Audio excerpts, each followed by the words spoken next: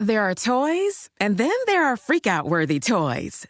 Toys that get big reactions like... OMG, no way! Or... Best present ever! Or... It's what I've always wanted. For those toys, you need Walmart. They've got exclusives from major brands like Disney, Barbie, and Adventure Force that you can't find anywhere else. Toys that make kids jump for joy. Thank you.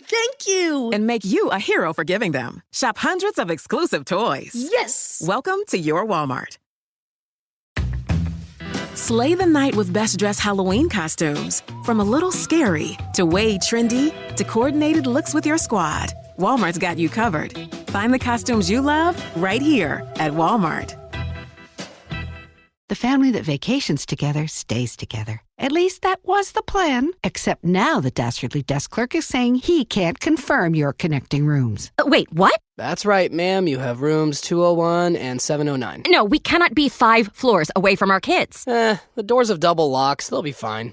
When you want your connecting rooms confirmed before you arrive, it matters where you stay. Welcome to Hilton. I see your connecting rooms are already confirmed. Hilton, for the stay.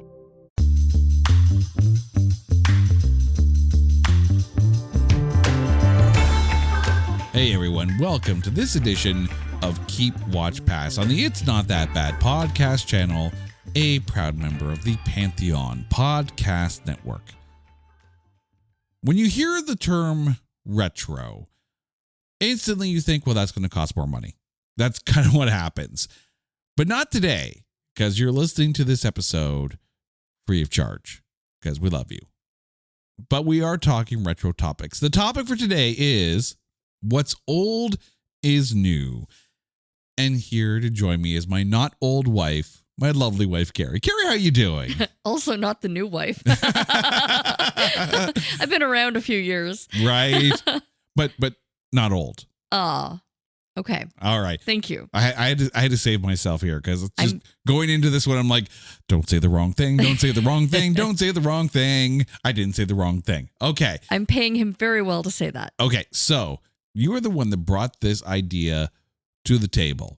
So I'm going to let you describe what you mean by what's old is new.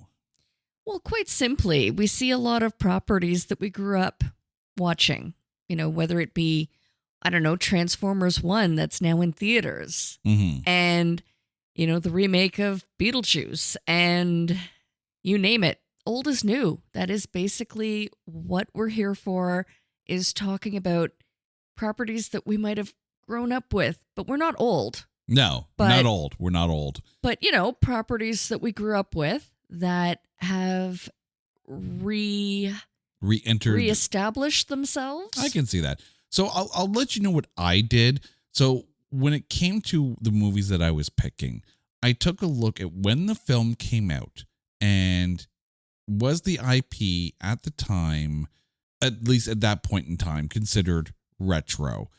And when I say that, I mean, like, had 20 years passed since the last time this IP had kind of made it to the big screen. That's kind of the way I looked at it. Maybe that's just me, but we'll find out how we both perceive what's old is new when we drop our picks. Because here's what we're going to do. We're going to pick 3 films each: a keep, a watch, and a pass. The keep is one that feels as fresh as it was when it was retro. The watch is one that, you know what? A little bit of dirt on it, but you know what? It's still got some shine. And the pass is one that maybe it should have stayed in the past. So, Carrie, you want to get our party started here. What is your keep, what's old is new movie? I absolutely loved the Smurfs growing up. I had the pajamas and the little white hat and, like, I don't know, hundreds, I want to guess, of those tiny little figures, and absolutely loved that was my Saturday morning jam, right? A bowl of cereal, sitting in front of the TV, literally right in front of the TV, wearing my Smurf jammies, got my Smurf stuffy, and I'm watching the Smurfs. Your Saturday morning jam or your Saturday morning jammies? Yes. Yes. And so when they especially made a real life version of the Smurfs, wow. I mean, with NPH, right? I mean, that was just, because that was a bonus. Because someone grew up with Doogie Howser, right? But the fact that even now, they're still making new series of Smurf episodes for television, but they look completely different. I mean, these are not like the little one-dimensional animated Smurf cartoons. These are like, the Smurfs are like, I don't know. Fully 3D, CG animated. Yeah. Like that's the thing. CG animated. They're gorgeous and they're so and funny, right? The scripting of the new series of the Smurfs. I think they're on season 3. They're creating brand new episodes, it seems. But even the movies, they took the property and they made it funny. They brought them to life. And that's what I love so much is these tiny little blue 3 apple high characters were actually brought to life and given the chance to interact with humans and run around the streets of New York. And I am all for it. There could not have been a better choice to play Gargamel than Hank Azaria. Oh, yeah. He looks like the cartoon. That's not very nice of you to say. Okay. Makeup made him look like the cartoon, but his mannerisms. And again, it was one of those things where you take a family property like the Smurfs and you modernize it because you have to. But there's enough humor in there for the adults to laugh, even though they're bringing their kids to the theater to see the film. And for you, being a Smurfs kid, growing up, and then getting to watch the Smurfs film with your kids, with your own kids, that's a nice, full circle kind of moment. Oh, absolutely. And again, it means so much to be able to let's be honest. I think our kids know the names of the Smurfs better than I do. And I grew up watching them. And I think that's why you see a lot of these older IPs. And I say 20 years because that's kind of like a good ballpark for when, young parents are having kids, 20, 25 years, that kind of era. So you're going to see older IPs come back constantly because you have that full circle moment, that point where it's like, people who are parents now have kids of their own. And then all of a sudden the things that they watched when they were kids come back and you're like, I have to, indoctrinate my child into what made me smile. Okay. So maybe I'd do that here too with the Transformers. I'm not going to lie. I was a Transformers kid and guarantee you our youngest is also a Transformers kid. Raising them right. Slay the night with best dressed Halloween costumes. From a little scary to way trendy to coordinated looks with your squad, Walmart's got you covered. Find the costumes you love right here at Walmart. The family that vacations together stays together. At least that was the plan. Except now the Dastardly Desk Clerk is saying he can't confirm your connecting rooms. Wait, what? That's right, ma'am. You have rooms 201 and 709. No, we cannot be 5 floors away from our kids. The doors have double locks. They'll be fine. When you want your connecting rooms confirmed before you arrive, it matters where you stay. Welcome to Hilton. I see your connecting rooms are already confirmed. Hilton, for the stay. Deciding which credit card or loan is right for you is like trying to choose where you want to eat for dinner. Except when you finally get to the restaurant, the menu's riddled with jargon that no average foodie could understand. So at Credit Karma, we keep things simple. We show you personalized recommendations that align with your money goals and help you turn the confusing fine print into terms you can actually understand. And as a cherry on top, we provide a detailed overview for a new card or loan before you apply. That way, we can help you make decisions faster and with more confidence. Download Intuit Credit Karma today to get started. My keep, though, as much as I'm a Transformers kid, is not a Transformers film. Oh. But it came out in the same year as a Transformers film. GoBots. No, not GoBots. Okay. You keep that budget ass GoBots over there. We're not talking about GoBots and the Rock Lords. Not yet, anyways. No. If you were to tell me that in 2009, Transformers film was going to come out, and I'd be like, meh. And a Terminator film would come out, and I'd be like, okay. And then that a G.I. Joe film would come out, and that would make me very happy. G.I. Joe, The Rise of Cobra, 22 years after the release of the animated 1987 G.I. Joe, the movie, which I am not going to do the whole Cobra la la la la la la la thing, because it was annoying back in 1987. It's still annoying now. By the way, that film features the voice of Don Johnson and Sergeant Frickin' Slaughter. Yeah. But G.I. Joe, The Rise of Cobra, and I'm willing to overlook that we had not the best Destro, even though it's played by a Doctor Who, Christopher Eccleston, and not the best Cobra Commander, even though it's played by Joseph Gordon-Levitt. But when you take a look at some of the side characters, not the main ones, Sienna Miller absolutely slayed as Baroness. Rachel Nichols was a spot-on Scarlet. Snake Eyes freaking looks like Snake Eyes.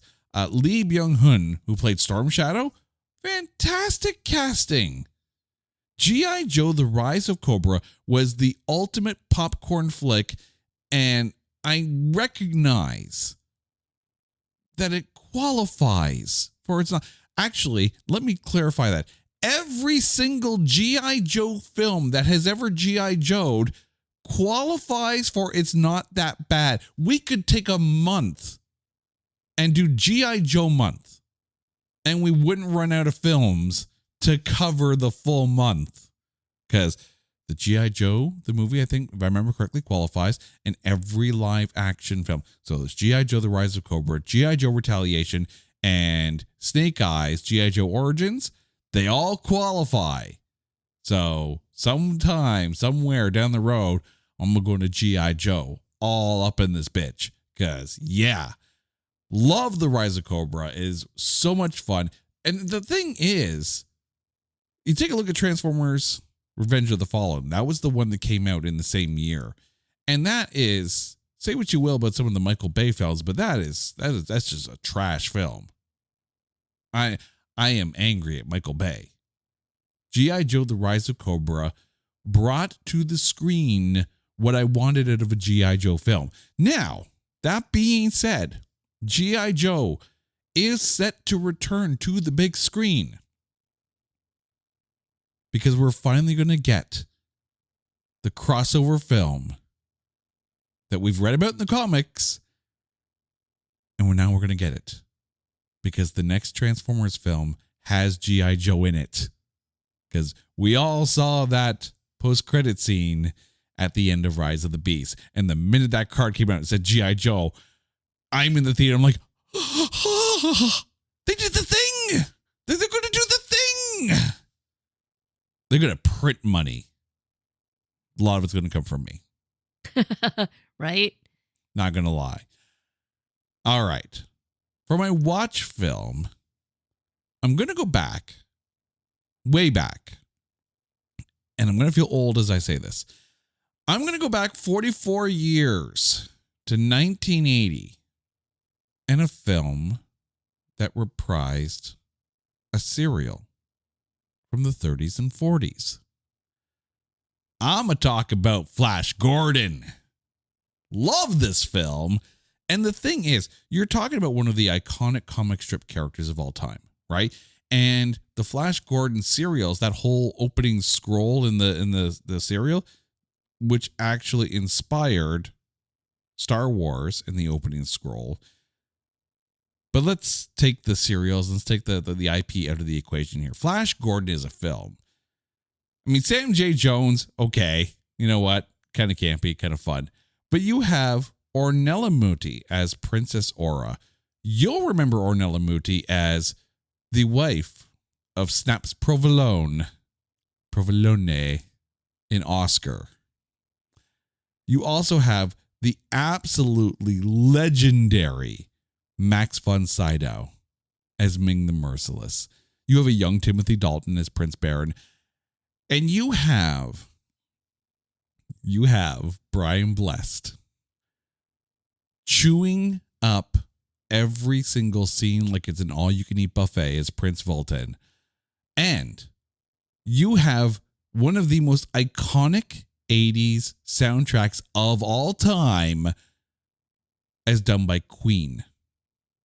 If the minute I said Flash Gordon on the show, right? If the first thing in your head wasn't Flash, you have done the 80s absolutely wrong. The other thing too is the set design on this film is fantastic. Say what you will about the acting, say what you will about the script. The set design of Ming's throne room, 80s films knew what the hell they were doing. We talked about this when we did many years ago, our Masters of the Universe episode, and how the set design really kind of stood out when they were at Castle Grayskull. Here, the set design for Ming's throne room, they made the film look epic. I will always smile when I think of Brian Bless's performance in this because it's so much fun. It's so campy fun. All right, your watch film. I really struggled with this, and I actually changed my mind sitting here. I'm going to take it back 40 years. And we talked about the Transformers. And you know what? I was a kid growing up, loved my Transformer. Actually, I had a GoBot, I'll admit. You still have a GoBot. Now I have, thanks to my amazing husband, I have both the Transformers version and the GoBot version of the the spaceship, the shuttle, the space shuttle. I've got the best of both worlds. I've got my Transformers and I got my GoBot, but I am a sucker for Bumblebee. I think Bumblebee is the absolute most adorable Transformer that there is. Now, Mirage was pretty fun too, but but go on. But but the Bumblebee movie was just so enjoyable to watch. Mm-hmm. From the live action characters, it had Haley Steinfeld. Yes. She was fantastic. And then you had John Cena as well. And John Cena in it. Like, love John Cena. So it was, you know what? It was enjoyable. And doesn't that one qualify? No, Bumblebee does not qualify for It's Not That Bad. It is that damn good, let me tell you.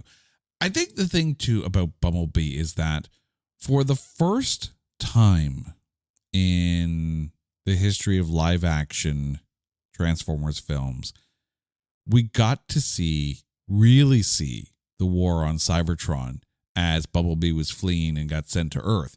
And you had Soundwave looking like Soundwave. You had Shockwave looking like Shockwave. Like, you had the template for what I guess would eventually become Transformers 1, and how you have this prequel story of Orion Pax and how he becomes Optimus Prime. So, Bumblebee walked so Transformers 1 could run. And Transformers 1 has a very high Rotten Tomatoes score as well.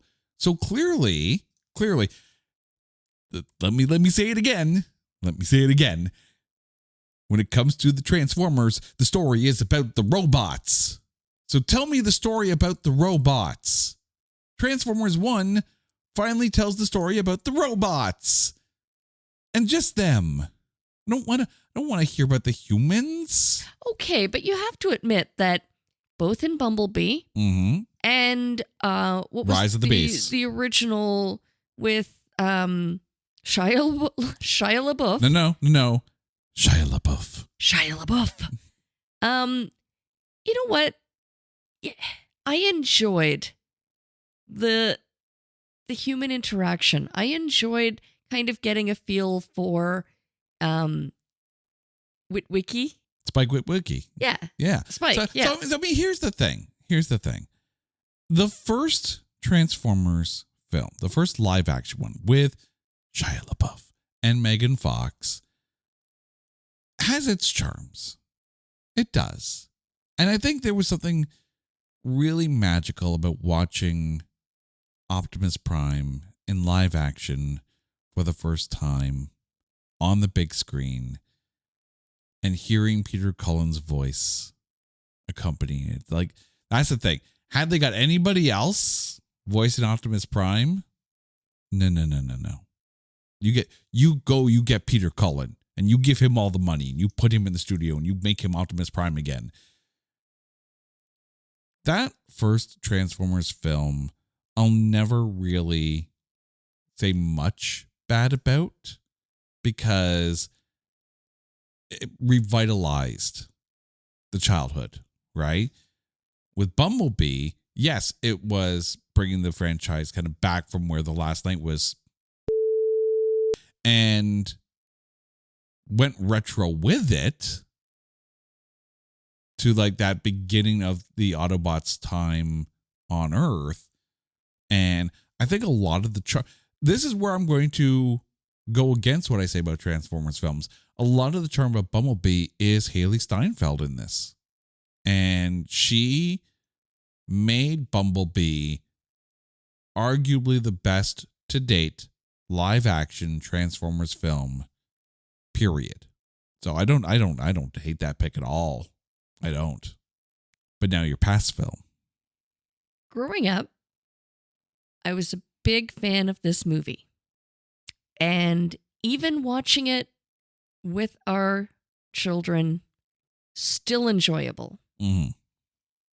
Did they need to remake Beetlejuice? I not really, but sequelize. I don't agree with. Now, don't get me wrong. It was so great to see Winona Ryder back.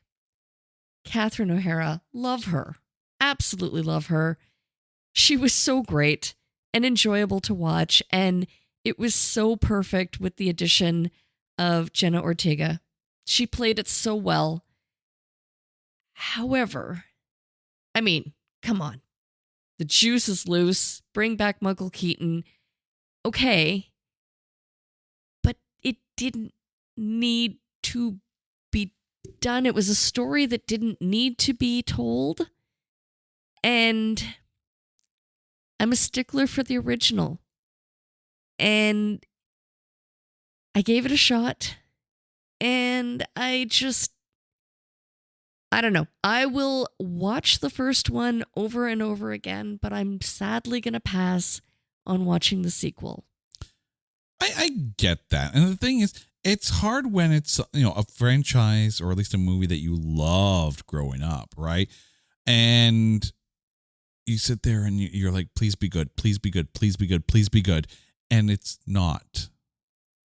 It's like that moment in Fanboys where you get to the end of the film and they finally made it to the theater. They're sitting down to watch The Phantom Menace. And then I can't remember which character says it, but they stop and go, hey guys, what if it sucks?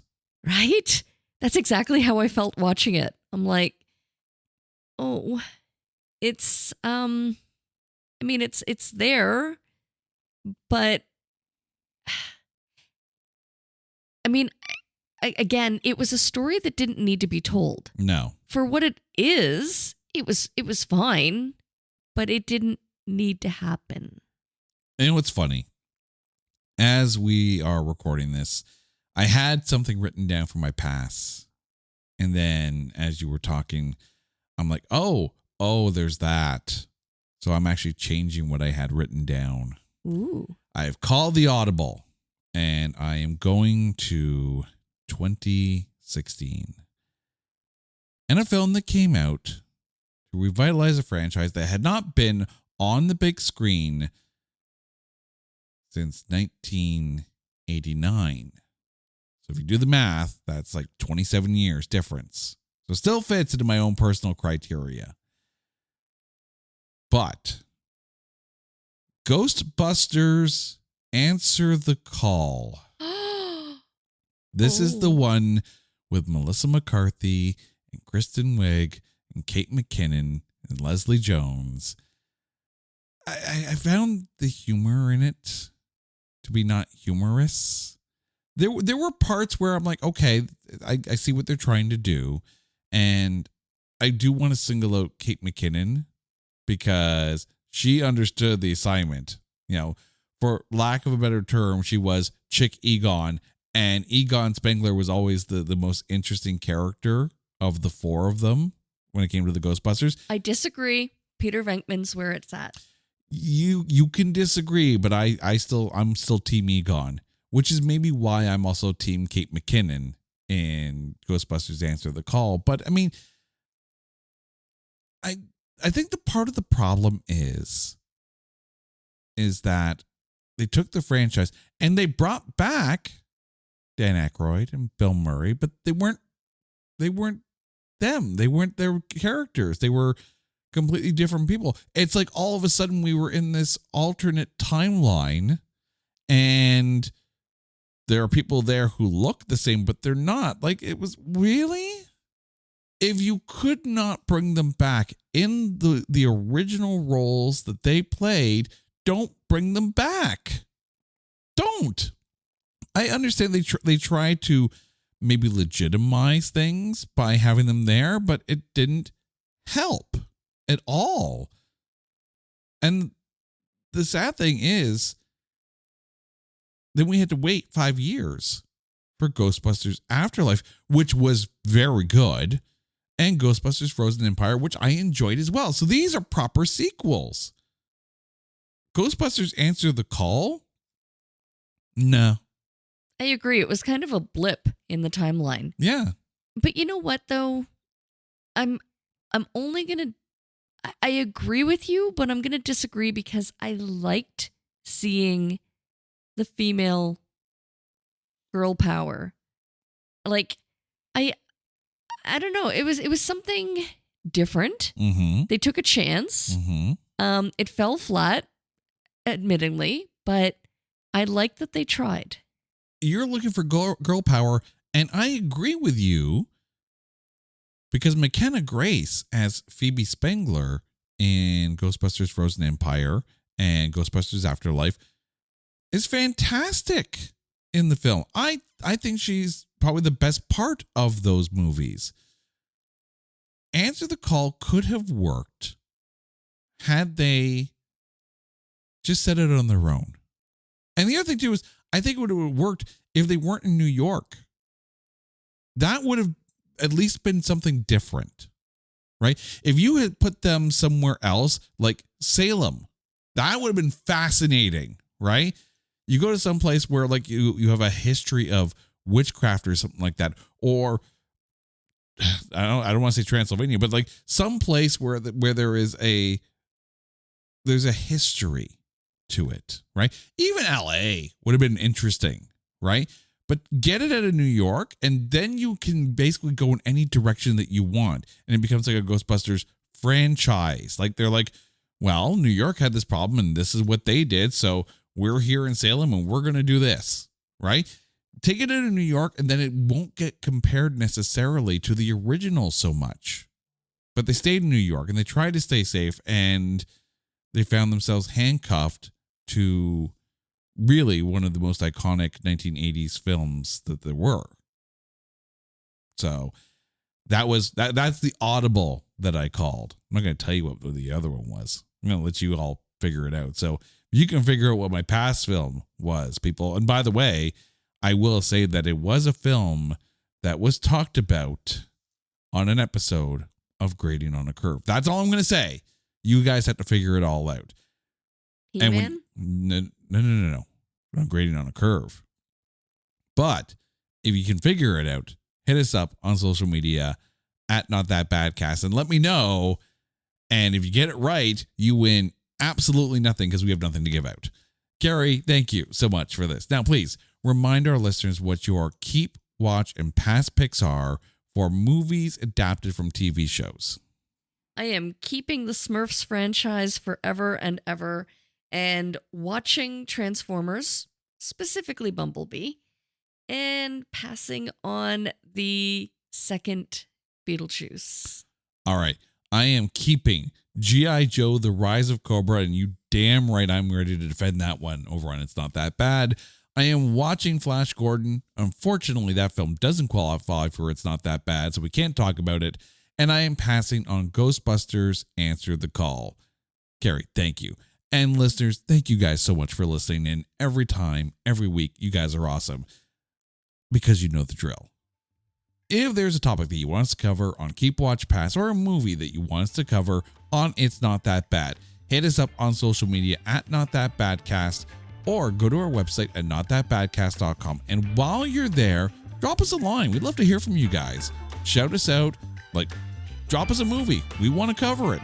We'll hear it. Even if we don't like it, we'll still cover it. Until next time, she's Carrie. I'm Jay. You guys are awesome. This is Keep Watch Pass on the It's Not That Bad podcast channel, a proud member of the Pantheon Podcast Network. Take care.